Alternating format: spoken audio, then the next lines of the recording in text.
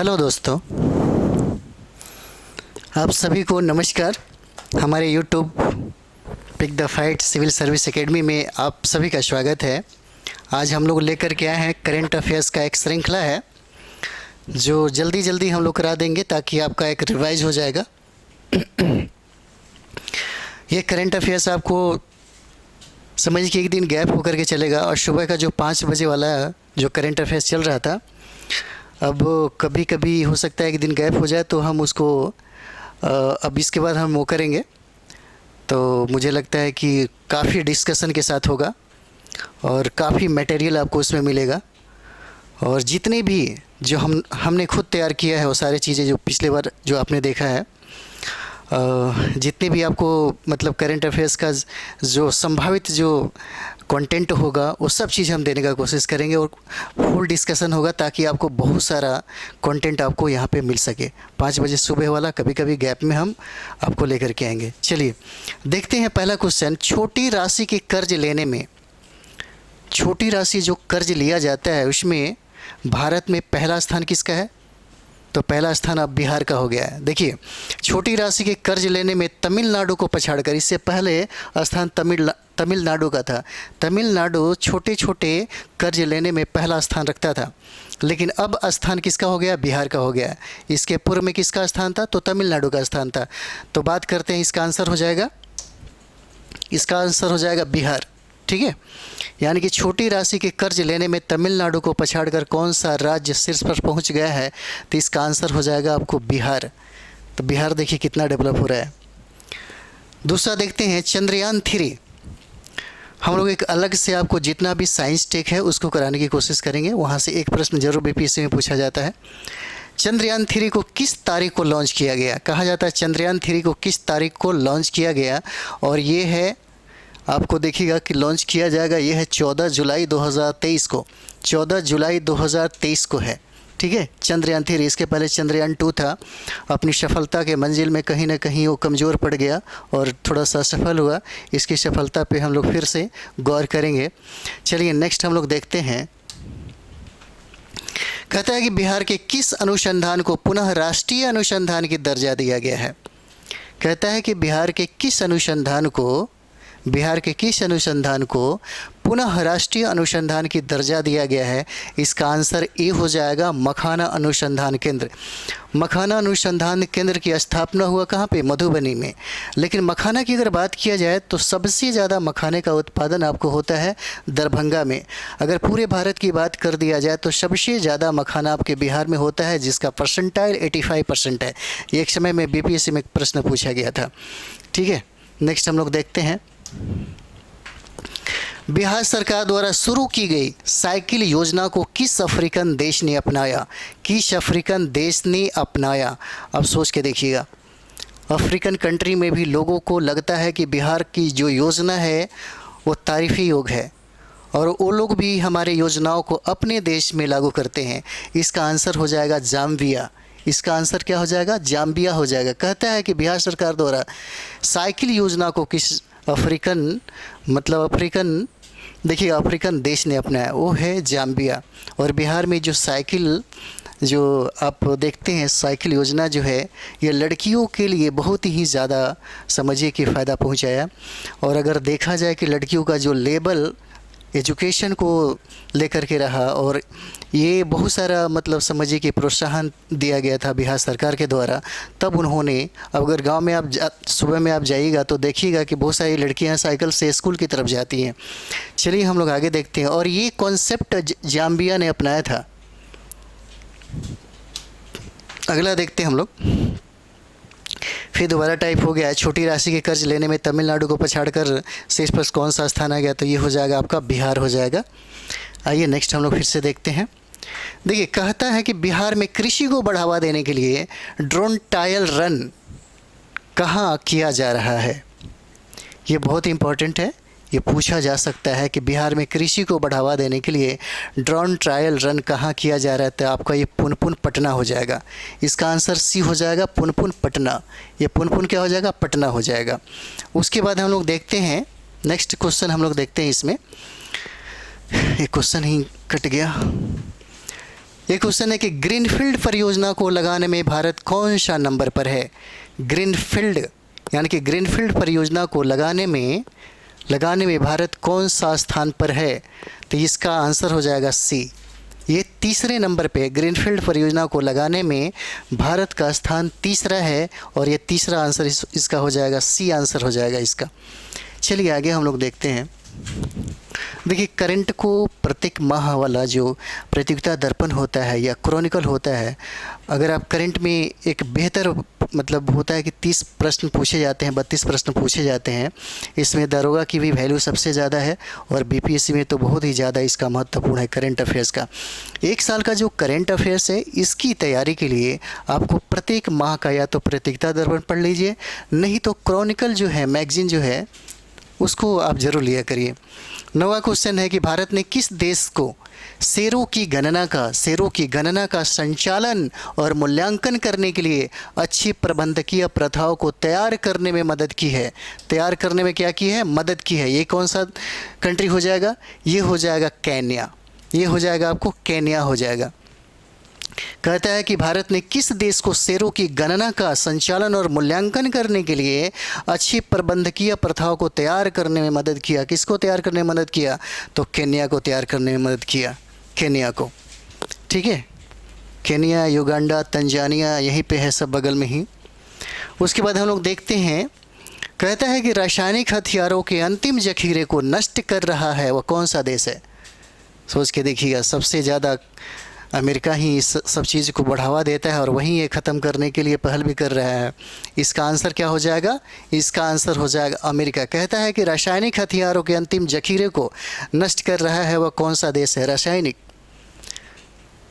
इसके पहले चाइना का भी अगर बात किए तो देखिए, कोरोना का जो जिस तरह से हाल हुआ, शक्तिशाली जो लोग होते हैं ना, शक्तिशाली जो कंट्री होता है या शक्तिशाली जो लोग होते हैं, कमज़ोर लोग कभी भी उस पर भारी नहीं पड़ सकते।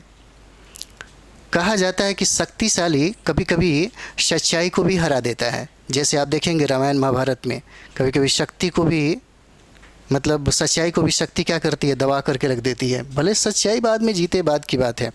चलिए, रासायनिक हथियारों के अंतिम जखीरे को नष्ट कर रहा है वो कौन सा देश है, वो है आपका अमेरिका हो जाएगा। इसका आंसर अमेरिका हो जाएगा। ये बहुत ही वीवीआई है, इसको ज़रूर अच्छा से करेंगे आप लोग। उसके बाद देखिएगा, ये भी बहुत वीवीआई है। ये सब हम अधिकतर वही चीज़ लेकर के आए हैं जिससे लगता है कि शायद ये संभावना बन जाए प्रश्न पूछने का।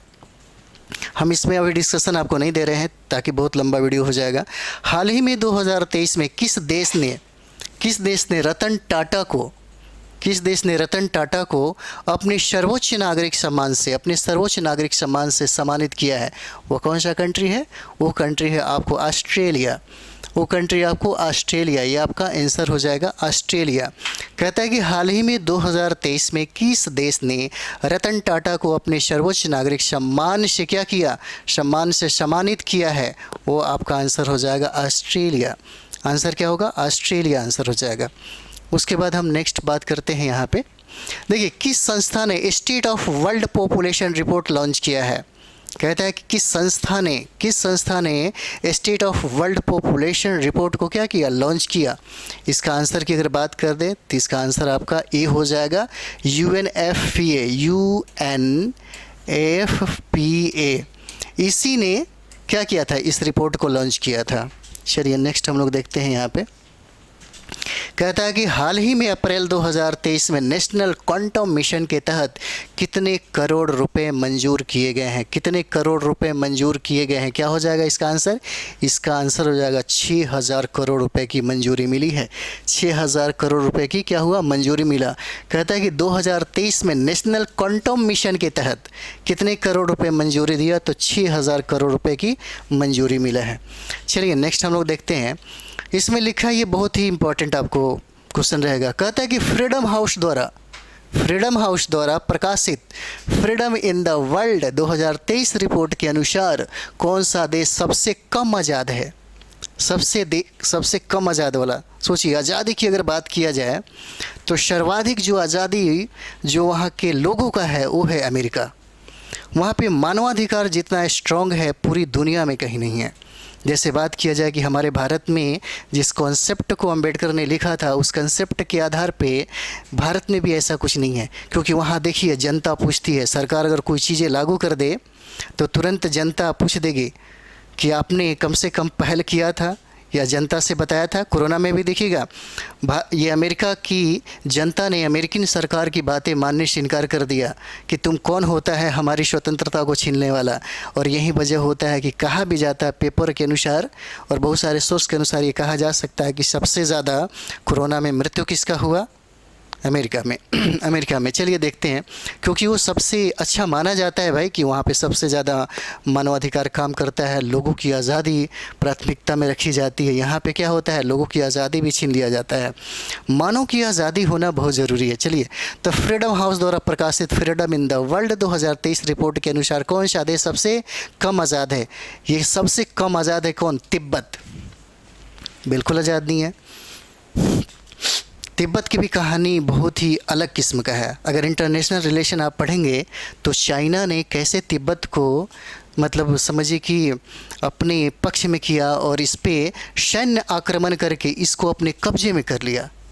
यहाँ पे देखिएगा कि दलाई लामा का एक शासन चल रहा था, क्योंकि चाइना को ये बात पता थी कि जब तक हम इस पे अधिकार नहीं जमाते तब तक हम अपने विस्तार और विकास को मतलब इबारत लिख नहीं सकते। और यही वजह होता है कि उस साम्राज्य को अपने चाइना के विकास के लिए कुछ भी करने को तैयार है। खैर आगे हम लोग देखेंगे। तो ये सबसे कम आज़ाद वाला कंट्री कौन सा हो जाएगा? तो ये हो जाएगा आपको तिब्बत हो जाएगा। चलिए अगला हम लोग प्रश्न देखते हैं।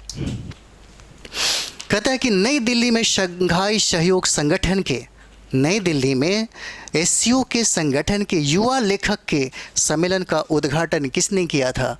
युवा लेखक के सम्मेलन का उद्घाटन किसने किया था? इसका आंसर हो जाएगा मीनाक्षी लेखी ने किया था। मीनाक्षी लेखी ने किया था। ठीक है, अगला सवाल हम लोग देखते हैं। कहता है कि अभी हाल ही में किस देश की सरकार ने सतत मानव अंतरिक्ष उड़ान कार्यक्रम को मंजूरी दी है? ये जो है आपको बहुत ही वीवीआई मिलेगा। कहता है कि अभी हाल ही में किस देश की सरकार ने सतत मानव अंतरिक्ष उड़ान कार्यक्रम की मंजूरी दी है? इसमें आपका आंसर हो जाएगा इंडिया, ये भारत हो जाएगा आंसर इसका आंसर ए हो जाएगा, भारत हो जाएगा। ठीक है, नेक्स्ट हम लोग क्वेश्चन देखते हैं। यहाँ पे नेक्स्ट कहता है कि ऑपरेशन दोस्ती किससे संबंधित है? ऑपरेशन दोस्ती किससे संबंधित है? अभी हाल ही में अगर 21, 22, 23 की बात किया जाए तो शायद कहीं ऑपरेशन से सवाल पूछे जाए, तो मेरा मानना है कि एक इससे संबंधित जितना मतलब कंटेंट होता है उसका एक अलग से वीडियो आपको लाया जाएगा। तो इसका आंसर हो जाएगा टर्की है। कहता है कि ऑपरेशन दोस्ती किससे संबंधित है? इसका आंसर हो जाएगा क्या हो जाएगा? तुर्की हो जाएगा। आइए आगे हम लोग देखते हैं। कहता है कि दस्तलिक अभ्यास भारत और किस देश के बीच 2023 में संपन्न हुआ? दस्तलिक अभ्यास भारत और किस देश के बीच 2023 में संपन्न हुआ? तो इसका आंसर हो जाएगा उज्बेकिस्तान के साथ संपन्न हुआ। देखिए युद्धाभ्यास हमने इंटरनेशनल, नेशनल, स्पोर्ट्स, उसके बाद युद्धाभ्यास, पुरस्कार, सारा चीज़ को हम इम्पॉर्टेंट जो भी आई है उसी को लेकर के आते हैं, ताकि कोई भी आप देखिए रिपीटेशन आपको नहीं मिलेगा।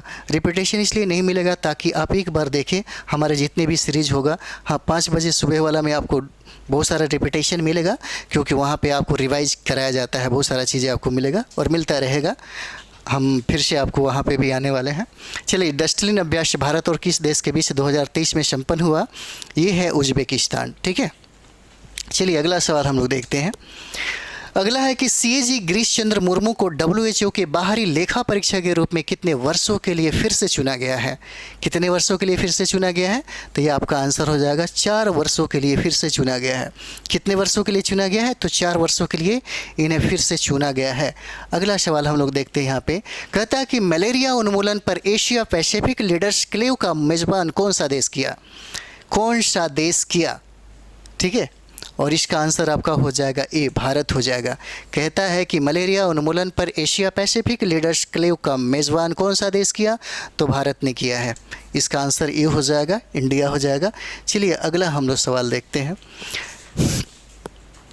यहाँ देखिए, दक्षिण भारत के पहले औद्योगिक गलियारा कौन सा है? कहता है कि दक्षिण भारत का पहला औद्योगिक गलियारा कौन सा है? तो अगर हम इसकी बात करें तो इसका आंसर हो जाएगा ए, चेन्नई बेंगलुरु हो जाएगा। इसका आंसर क्या होगा? चेन्नई बेंगलुरु हो जाएगा। चलिए नेक्स्ट हम लोग सवाल देखते हैं। कहते हैं कि दादा साहब फाल्के अंतर्राष्ट्रीय फिल्म महोत्सव पुरस्कार 2023 किस अभिनेता और किस अभिनेत्री ने जीता? पूछा जा सकता है कि दादा साहब फाल्के अंतर्राष्ट्रीय फिल्म महोत्सव, यहाँ पे सबसे पहली बात, अंतर्राष्ट्रीय फिल्म महोत्सव पुरस्कार 2023 किस अभिनेता और किस अभिनेत्री ने जीता? मुझे लगता है कि अधिकतर लोगों को ये याद होगा, रणबीर कपूर है और आलिया भट्ट है। रणबीर कपूर है और आलिया भट्ट है। इन्हीं के बड़ी बहन का शायद नाम है पूजा भट्ट। इनके फादर ने उनके बारे में इतनी खूबसूरत थी तो उन्होंने कहा कि अगर आप मेरी बेटी ना होती तो मैं आपसे शादी कर लेता। सोचिए, वो लोग भी गजब के लोग हैं। चलिए आगे देखते हैं हम लोग। नेक्स्ट है ऑपरेशन दोस्ती किससे संबंधित है? ये दोबारा टाइप हो गया। ऑपरेशन दोस्ती किससे संबंधित है? इसका संबंध आपको तुर्की से हो जाएगा, टर्की से हो जाएगा इसका संबंध। ठीक है, उसके बाद हम लोग देखते हैं यहाँ पे देखते हैं फिर से डस्टलिक अभ्यास भारत और किस देश के बीच 2023 में, सॉरी यहाँ पे गलती से लिखा गया है 2023 हो जाएगा। 2023 में संपन्न हुआ। ये देश आपका हो जाएगा उज्बेकिस्तान हो जाएगा, यहाँ पे उज्बेकिस्तान हो जाएगा। और उसके बाद हम लोग यहाँ पे देखते हैं हमारा 2023 में विश्व हिंदी सम्मेलन कहाँ आयोजित किया गया? विश्व हिंदी सम्मेलन कहाँ आयोजित किया गया, इस पे ज़रूर ध्यान दीजिएगा। ये आंसर आपका फिजी हो जाएगा और ये बहुत ही VVI है, बहुत ही VVI है। देखिए, ये जो विश्व हिंदी जो सम्मेलन है कहाँ आयोजित किया गया, ये फिजी हो जाएगा। देखिए, पूरी दुनिया में सबसे ज़्यादा बोली जाने वाली जो भाषा है, इसके पूर्व की अगर बात करें तो मंदारिन थी, जिसको चाइनीज़ भाषा बोलते थे। लेकिन बाद में देखा गया, सर्वे जब आया 2021 के बाद, तो नंबर 1 स्थान अंग्रेजी ने हासिल कर लिया और दूसरा स्थान मंदारिन ने किया, और हिंदी का स्थान पूरे विश्व में कितना है? तीसरा स्थान है। चलिए आगे हम लोग बढ़ते हैं। 2022-23 का रणजी ट्रॉफी किसने जीता? 2022-23 का रणजी ट्रॉफी किसने जीता?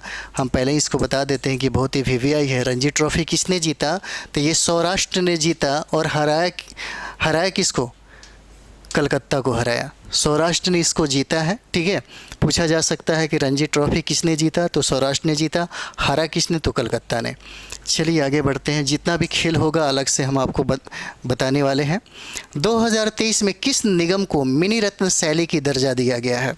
कहता है कि 2023 में किस निगम को मिनी रत्न शैली की दर्जा दिया गया है? तो ये आपका बहुत ही VVI हो जाएगा। इसका नाम है भारतीय सौर ऊर्जा निगम।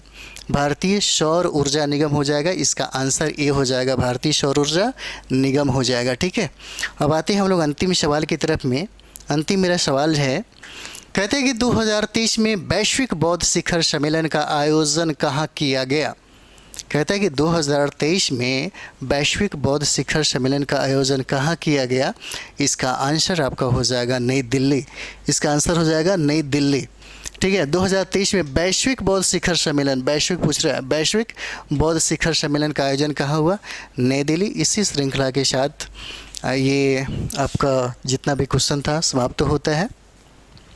हमारा सेशन अगर आपको अच्छा लगता है तो अधिक से अधिक और ज़्यादा से ज़्यादा सब्सक्राइब करें, शेयर करें और कमेंट्स भी दें। कमेंट्स से आपको पता चलेगा, क्योंकि ऐसा होता है कि मतलब अगला जो प्लान है हम लोग उसी के अनुसार कर लेते हैं। बहुत बहुत धन्यवाद आपको।